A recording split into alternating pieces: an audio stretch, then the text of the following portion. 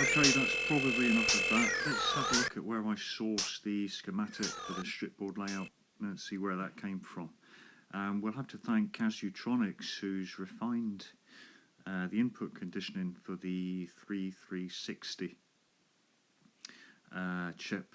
Now, I've seen, look, Mum No Computer, I think, did a layout for this without the conditioning. I don't know what happens if you do put 5 volts into the CV. I think it's supposed to range from 0 to 1.7 volts. The chip may be able to handle that, I don't know, but I did come across this schematic, so many thanks to as3360 for sharing their schematics.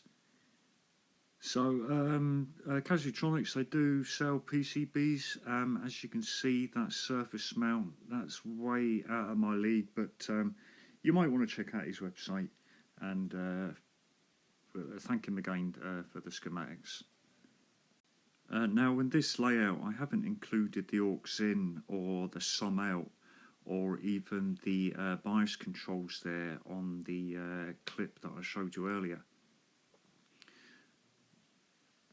So the bias controls, basically they'll open up the VCA without any CV input, so you can have those or not. They're not totally necessary. On the left at the bottom, you've got audio in and your audio out for first VCA, and that's repeated on the right. Now, this is quite an affordable module, so build a couple and get yourself 4 VCAs.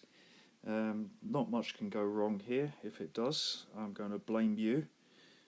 The as3360, I think they're only about £5 each, and I think they're quite readily available in Europe and the States.